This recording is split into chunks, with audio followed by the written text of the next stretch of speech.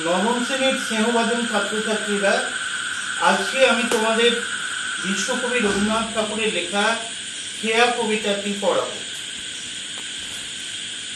এই খেয়া কবিতাটি পড়ানোর প্রাক্কালে কবি প্রসঙ্গে দুটার কথা বলি। রবীন্দ্রনাথ ঠাকুর সম্বন্ধে কিছু বলার অপেক্ষাই রাখে না।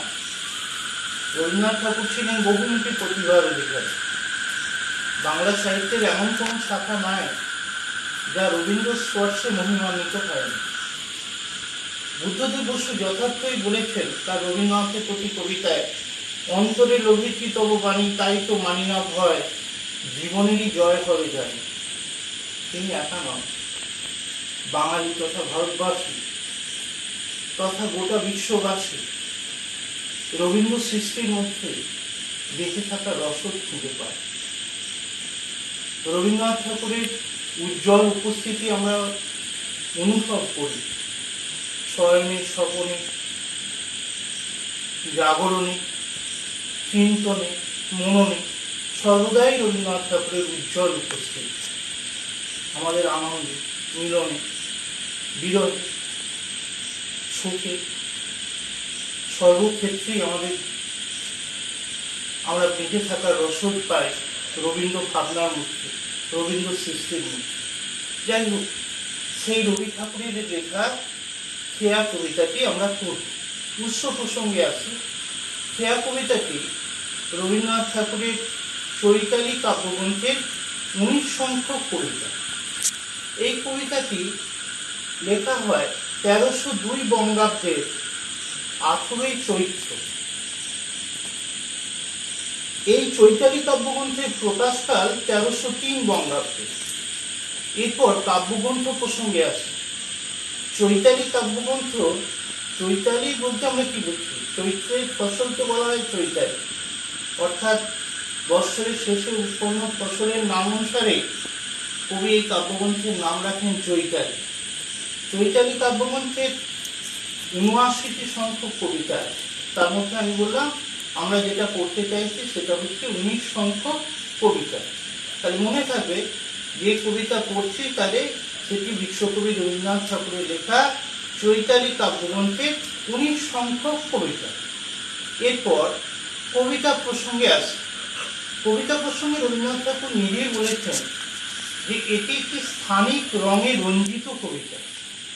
অর্থাৎ তিনি বলেছেন যে আমি এখানে একটি বিশেষ স্থানের কথাই বলতে চেয়েছি।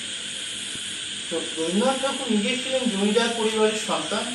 তিনি জমিদারি কাজকর্ম দেখার জন্য মাঝে মাঝে শিলাইদহে সে বোটে করে কখনো পাতিসর, কখনো শালিখপুর তিনি সেখানে যাতায়াত করতেন। এই কবিতাটিও তিনি লিখেছেন ওই পদ্মা নামক বোটে বসে।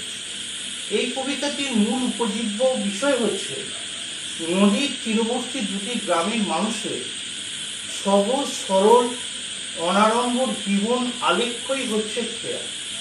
পাশাপাশি কবি দেখিয়েছেন যে একদিকে গ্রামের মানুষের সহজ সরল অনাড়ম্বর শান্তিপূর্ণ জীবন, অপরদিকে তিনি সেই নাগরিক জীবনের সেই হানাহানি, হিংসা, তার কথাও তিনি এই কবিতায় ব্যক্ত করেছেন। যাই হোক, কবিতা পাঠ করে আমরা কবিতার যে মূল বিষয়বস্তু সেটা অনুধাবন করার চেষ্টা করি। তাহলে যে কথাগুলো বললাম সেগুলো খুব স্মরণে রাখবে। তাহলে যে কবিতা পড়তে চাইছি কবিতার নাম হলো খেয়া। মূল উৎসের কথা বলেছি চৈতালি কাব্যগ্রন্থের 19 সংখ্যক কবিতা। আর মূল উপজীব্য বিষয় যেটা বলেছি যে এই কবিতাটির মূল উপজীব্য বিষয় হচ্ছে নদীর তীরবর্তী দুটি গ্রামের মানুষের সহজ সরল অনাড়ম্বর জীবন আলেখ্যই হচ্ছে খেয়া। দেখা যায় কবিতায় কি বলা আছে। দেখো, খেয়া নৌকা পারাপার করে নদীর স্রোতে, কেহ যায় ঘরে কেহ আসে ঘর। তা নদী খেয়া বলতে আমরা কি বুঝি? খেয়া কথাটির আক্ষরিক অর্থ হচ্ছে নৌকায় নদী পারাপারকেই আমরা বলে থাকি খেয়া। তাহলে সেই খেয়া নৌকা কি করছে? পারাপার করছে নদীর স্রোতে, কেহ যায় ঘরে কেহ আসে ঘরে। তাহলে আমি বলেছি পদ্মা নামক বোটে বসে বসে রবি ঠাকুর দেখেছেন নদীর তীরবর্তী দুটি গ্রামের মানুষের যাতায়াত। সেখানে তারা নৌকা করে যাতায়াত করে, এবং সেই জন্যই কবি বলছেন কেহ যায় ঘরে কেহ আসে ঘরে। দুই তীরে দুই গ্রাম আছে জানাশোনা। সেই দুটি নদীর দুই তীরে দুটি গ্রাম, তাদের মধ্যে কি আছে? সেখানে যন্ত্র সভ্যতার লেশ মাত্র নয়, তাদের সম্পর্কগুলো হচ্ছে আত্মিক বন্ধনের সমৃদ্ধ। সেই জন্য কবি বলছেন দুই তীরে দুই গ্রাম আছে জানাশোনা। তাহলে গ্রামের মানুষের মধ্যে কি আছে? একটা আত্মিক সম্পর্ক আছে, তাদের একটা পারস্পরিক মেল বন্ধন আছে। দুই তীরে দুই গ্রাম আছে জানাশোনা, সকাল হইতে সন্ধ্যা করে আনাগোনা। তারা সেই নদীতে সেই খেয়া নৌকায় পারাপার করে সকাল সন্ধ্যা। এর পরবর্তী পর্যায়ে দেখো, আমি বলেছি যে সম্পূর্ণ বিপরীতক্রমী আরেকটা চিত্রকে কবি এখানে হাজির করছেন। সেখানে হচ্ছে নাগরিক জীবনের যে হিংসা, যে সংঘর্ষ, তার কথা কবি বলছেন। কবি তো রোমান্টিক কল্পনা প্রবণ, তাহলে গ্রামের মানুষের অনাড়ম্বর জীবন আলেখ্য বর্ণনার সাথে সাথে কবি সেই গ্রামের মানুষের অনাড়ম্বর জীবন আলেখ্য কবির হৃদয়কে পরিতৃপ্ত করেছে।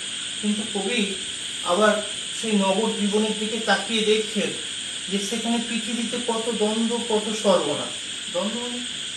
দ্বন্দ্ব কথার একটা অর্থ হচ্ছে হিংসা, আর একটা অর্থ হচ্ছে মিলন। এখানে হিংসা, কত সর্বনাশ, নূতন নূতন কত গড়ে ইতিহাস, রক্ত প্রবাহের মাঝে ফেনাইয়া ওঠে সোনার মুকুট, কত ফুটে আর ফুটে।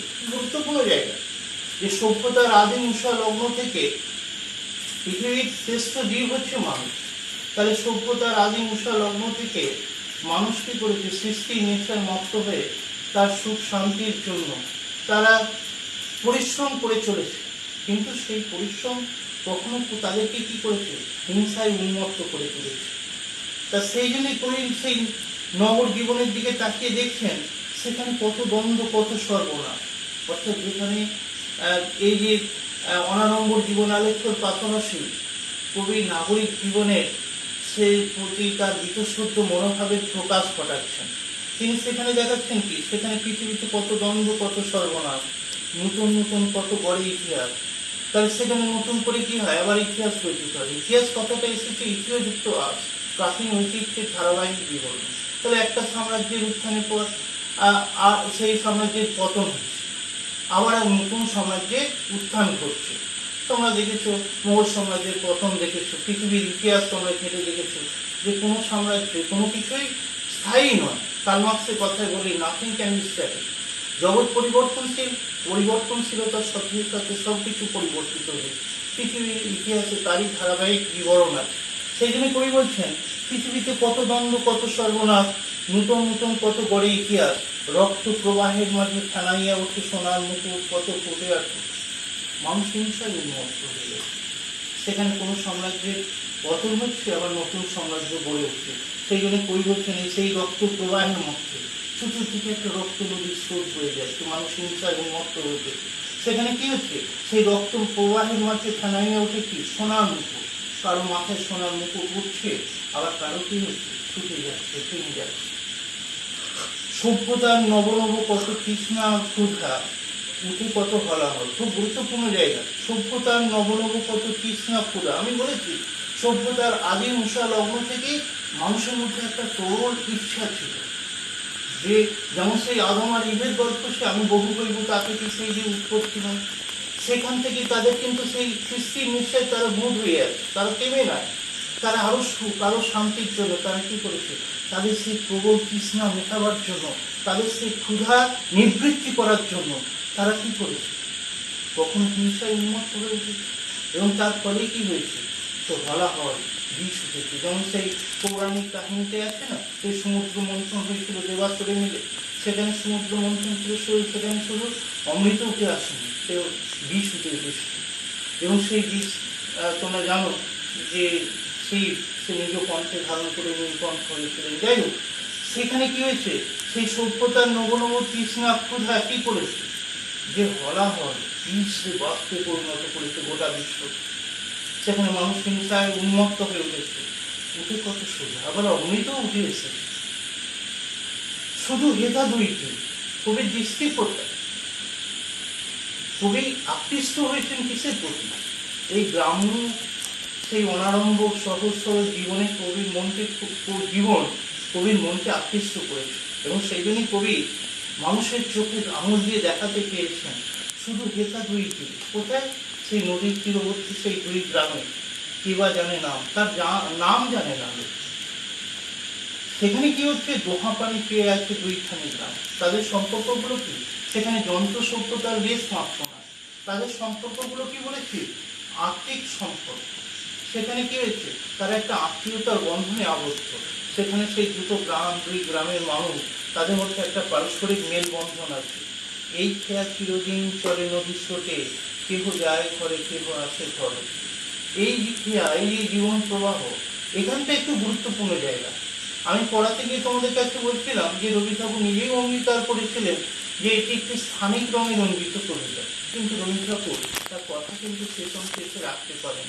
একটা প্রবল দার্শনিক প্রকাশ আমরা এখানে কিন্তু লক্ষ্য করি। এই খেয়া মানে আর সেই আক্ষরিক অর্থে খেয়ায় থেমে থাকছে না। এই খেয়া হচ্ছে মানুষের চিরন্তন জীবন প্রবাহ। এই যে মহাকালের জাগতিক নিয়মে যে যাওয়ার আসার এই যে খেলা, এই খেলার কথাই তিনি বলতে চাইছেন, এই জীবন প্রবাহের কথা তিনি বলতে চাইছেন। খুব গুরুত্বপূর্ণ জায়গা, সেটা খেয়াল রাখবে। এই খেয়া চিরদিন চলে নদীর স্রোতে, কেহ যায় ঘরে কেহ আসে ঘরে। আমরা মানুষের দেহ থেকে পৃথিবীতে এসেছি, আবার চলে যাবো। মহাকালের জাগতিক নিয়মে এই যাওয়া আসার খেলাটা চলতেই থাকে। তাহলে এই হলো খেয়া কবিতার মূল উপজীব্য বিষয়। এর পরবর্তী পর্যায়ে আমরা অনুশীলনী বা প্রশ্ন উত্তর নিয়ে আলোচনা করব।